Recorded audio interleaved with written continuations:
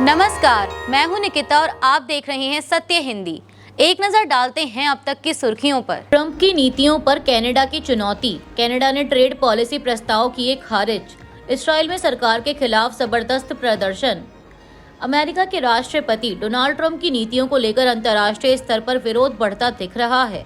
Iran युद्ध के दौरान ट्रंप ने कई मित्र देशों और नेटो देशों से स्ट्रेट ऑफ हॉर्मुज में अपने युद्धपोत भेजने की अपील की थी, लेकिन Australia, Italy, Switzerland, Canada, Germany और साउथ कोरिया ने इनमें हिस्सा लेने से इनकार कर दिया। स्विट्जरलैंड ने तो अमेरिकी सैन्य गतिविधियों के लिए अपना हवाई क्षेत्र भी बंद कर दिया। इस बीच कनाडा के प्रधानमंत्री मार्क कार्नी ने ट्रंप की व्यापार नीति को चुनौती देते हुए कहा कि अगर शर्तें किसी देश की संप्रभुता को प्रभावित करती हैं तो डील ही नहीं करनी चाहिए। मीडिया रिपोर्ट्स के मुताबिक ट्रंप की ट्रेड पॉलिटिक्स हमेशा maximum pressure, big offer, pre conditions model पर आधारित रही है। यह वही स्ट्रेटेजी है जिसे उन्होंने अपनी किताब the art of the deal में प्रमोट किया था। पहले दबाव बनाओ, फिर डील को ऐतिहासिक बताकर पार्टनर को मानने पर मजबूर करो। लेकिन कनाडा के प्रधानमंत्री मार्क कार्नी ने इसी मॉडल को सीधे चुनौती दी। उनका we are not negotiating with you वाला स्टैंड सिर्फ बयान नहीं बल्कि स्ट्रेटेजिक सिग्नल है। कार्नी का सीधा फॉर्मूला है, अगर प्री कंडीशंस सॉवरेंटी को चोट पहुंचाएं तो डील ही मत करो। यही कारण है कि इसे विश्लेषक आर्ट ऑफ नो डील कह रहे हैं। कनाडा ने जवाबी कदम उठाते हुए लगभग 47 अरब डॉलर के अमेरिकी निर्यात पर टैरिफ लगा दिए हैं। माना जा रहा है कि इस तनाव का असर ऑटो सेक्टर, ऊर्जा आपूर्ति और कृषि व्यापार पर पड़ सकता है, जिससे अमेरिका में महंगाई और राजनीतिक दबाव बढ़ने की आशंका है। अमेरिका के राष्ट्रपति डोनाल्ड ट्रंप ने हाल ही में फाइनेंशियल टाइम्स को दिए इंटरव्यू में कहा था कि चीन ने हॉर्मुज स्ट्रेट की सुरक्षा में मदद नहीं की तो वह शी जिनपिंग के साथ होने वाली बैठक को टाल सकते हैं। अब इस पर चीन की प्रतिक्रिया भी सामने आई है। चीन के विदेश मंत्रालय के प्रवक्ता लिन जियान ने कहा कि देशों के नेताओं के बीच होने वाली बातचीत बहुत जरूरी होती है और यह चीन अमेरिका रिश्तों को दिशा देती है। दोनों देशों के बीच राष्ट्रपति ट्रंप की यात्रा को लेकर बातचीत जारी है। अमेरिकी राष्ट्रपति की बात पर सवाल पूछे जाने पर लिन जियान ने कहा कि हाल की तनातनी ने व्यापार मार्गों को बिगाड़ा है, क्षेत्रीय और वैश्विक शांति को नुकसान पहुंचाया है। चीन फिर से सभी पक्षों से अपील करता है कि तुरंत सैन्य कार्रवाई बंद करें। हम तनाव कम करने के लिए प्रतिबद्ध हैं। बता दें कि इससे पहले अमेरिका के राष्ट्रपति डोनाल्ड ट्रंप ने यह भी कहा है कि अगर यूरोपीय देश स्ट्रेट ऑफ हॉर्मुज खोलने में मदद नहीं करते हैं तो यह नेटो के भविष्य के लिए बहुत बुरा होगा। ईरान पर इसराइल और अमेरिका के हमलों के खिलाफ इसराइल की राजधानी तेल अवीव में एंटी वॉर प्रदर्शन हुए। प्रदर्शनकारी हबीबा स्क्वायर पर इकट्ठा हुए और नो वॉर के नारे लगाते हुए युद्ध तुरंत खत्म करने की मांग की। कई लोगों ने अपने हाथों पर नो वॉर लिखकर विरोध जताया। इस प्रदर्शन में मशहूर Israeli film maker Tal Grant भी शामिल थी। रॉयटर्स के मुताबिक प्रदर्शन के दौरान ईरानी मिसाइल हमले की चेतावनी देने वाले सायरन बजने लगे, जिसके बाद लोगों को बंकरों में भागना पड़ा।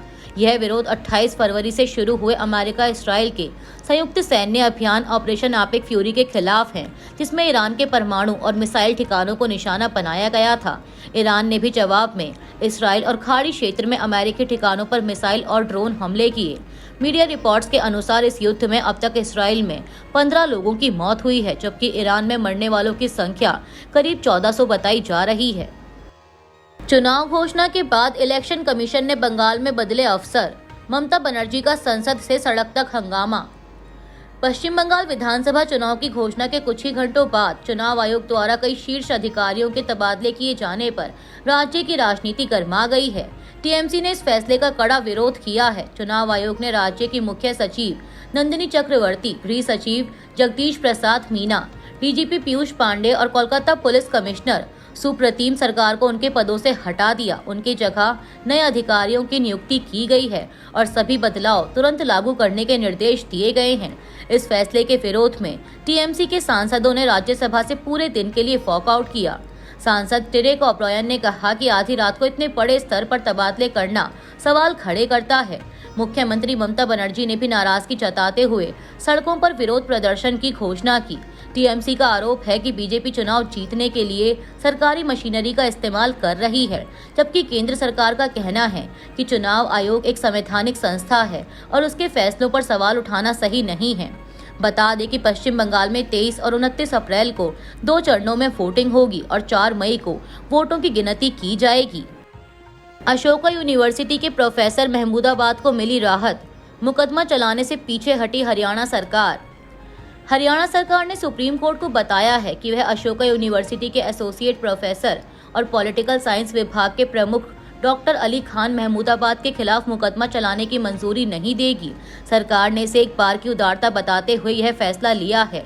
इसके बाद सुप्रीम कोर्ट की बेंच, जिसमें सीजेआई सूर्यकांत और जस्टिस जयमाल्या बागची शामिल थे, ने ट्रायल कोर्ट में चल रही कार्यवाही बंद करने का आदेश दे दिया। बता दें कि यह मामला मई 2025 में भारत के ऑपरेशन सिंदूर पर प्रोफेसर महमूदाबाद की फेसबुक पोस्ट से जुड़ा था। प्रोफेसर की पोस्ट को लेकर हरियाणा पुलिस ने सोनीपत के राई थाने में 2 एफआईआर दर्ज की थी और प्रोफेसर महमूदाबाद को 18 मई 2025 को गिरफ्तार किया गया था। उनके खिलाफ देश की संप्रभुता को खतरे में डालने, सार्वजनिक उपद्रव और धार्मिक वैमनस्य फैलाने जैसी धाराएं लगाई गई थी। हालांकि सुप्रीम कोर्ट ने पहले ही सरकार को उदारता दिखाने का सुझाव दिया था। वहीं अब सरकार के इस फैसले के बाद यह मामला पूरी तरह बंद हो गया है। नई टैरिफ नीति के बाद ही होगा भारत अमेरिका व्यापार समझौता। सरकार भारत और अमेरिका के बीच प्रस्तावित व्यापार समझौते को लेकर वाणिज्य सचिव राजेश अग्रवाल ने कहा है कि यह समझौता तभी साइन होगा जब अमेरिका नई टैरिफ व्यवस्था लागू कर देगा। उन्होंने व्यापार डेटा ब्रीफिंग में बताया कि फिलहाल नई दिल्ली और वॉशिंगटन डीसी के बीच समझौते के विवरण पर बातचीत जारी है। यह बयान हाल ही में अमेरिकी सुप्रीम कोर्ट के उस फैसले के बाद आया है जिसमें ट्रंप प्रशासन द्वारा लगाए गए रेसिप्रोकल टैरिफ को रद्द कर दिया गया था। इसके बाद राष्ट्रपति ट्रंप ने कार्यकारी आदेश जारी कर आयातित सामान पर पहले 10% और बाद में 15% तक अस्थायी टैरिफ लगा दिया। भारत के विदेश मंत्री एस जयशंकर ने आर्मेनिया की सरकार और वहां के लोगों को धन्यवाद कहा है। एस जयशंकर ने बताया कि आर्मेनिया ने 550 से अधिक भारतीयों को ईरान से सुरक्षित निकालने में मदद की है। एस जयशंकर ने सोशल मीडिया प्लेटफॉर्म एक्स पर एक पोस्ट में लिखा कि आर्मेनिया की सरकार और वहां के लोगों को धन्यवाद, जिन्होंने अब तक ईरान से 550 से ज्यादा भारतीय नागरिकों को सुरक्षित बाहर निकालने में मदद की। इन कठिन हालात में उनके सहयोग की सराहना करते हैं। गौरतलब है कि ईरान में फंसे भारतीय नागरिकों को आर्मेनिया के रास्ते भारत लाया जा रहा है। मौत की अफवाहों के बीच नेतन्याहू का वायरल वीडियो, ग्रोग बोला 100% डीप फेक। इस्राएली राजदूत ने कहा कि प्रधानमंत्री नेतन्याहू जिंदा हैं। इस्राएल के प्रधानमंत्री बेंजामिन नेतन्याहू की मौत को लेकर सोशल मीडिया पर अफवाहें फैल गई। इसके बाद नेतन्याहू ने खुद तेल अवीव के कॉफी शॉप से वीडियो जारी कर इन दावों को खारिज कर दिया।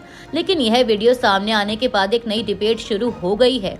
कुछ सोशल मीडिया यूजर्स ने दावा किया है कि यह वीडियो आर्टिफिशियल इंटेलिजेंस यानी एआई से बनाया गया डीप फेक वीडियो हो सकता है। इससे पहले भी नेतन्याहू के एक वीडियो को लेकर सोशल मीडिया पर चर्चा हुई थी।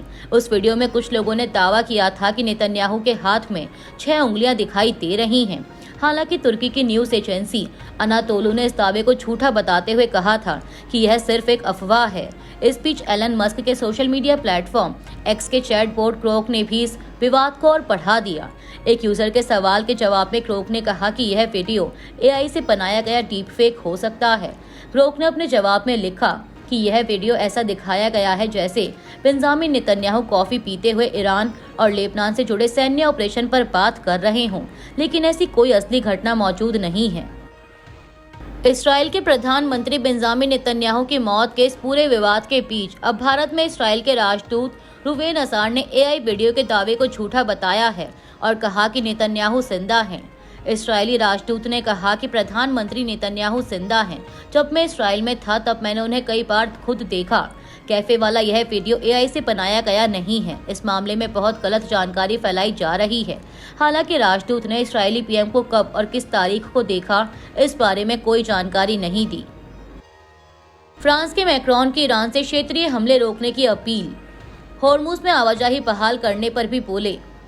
फ्रांस के राष्ट्रपति इमैनुअल मैक्रोन ने बताया है कि उन्होंने ईरान के राष्ट्रपति मसूद पेजेश्कियान से बात कर मिडिल ईस्ट के देशों पर हो रहे हमलों को तुरंत रोकने की अपील की है। मैक्रोन ने कहा कि ये हमले सीधे हों या किसी प्रॉक्सी के जरिए इन्हें बंद किया जाना चाहिए, खासकर लेबनान और इराक जैसे देशों में। उन्होंने सोशल मीडिया पर बताया कि फ्रांस केवल रक्षात्मक भूमिका में काम कर रहा है और उसका मकसद अपने हितों, क्षेत्रीय साझेदारों और समुद्री आवाजाही की आजादी की रक्षा करना है। मैक्रोन ने साफ कहा कि फ्रांस को निशाना बनाना स्वीकार नहीं किया जाएगा। उन्होंने हॉर्मुज़ स्ट्रेट में जहाज़ों की आवाजाही को जल्द से जल्द बहाल करने पर भी जोर दिया। मैक्रोन के अनुसार क्षेत्र में स्थायी शांति के लिए एक नए राजनीतिक और सुरक्षा ढांचे की जरूरत है, जो ईरान के परमाणु कार्यक्रम, बैलिस्टिक मिसाइलों और क्षेत्रीय गतिविधियों से जुड़ी चिंताओं को हल कर सके और यह सुनिश्चित करे कि ईरान कभी परमाणु हथियार हासिल न कर पाए। अभी के लिए इतना ही। बाकी की देश दुनिया की बड़ी खबरों के लिए जुड़े रहिए सत्य हिंदी के साथ।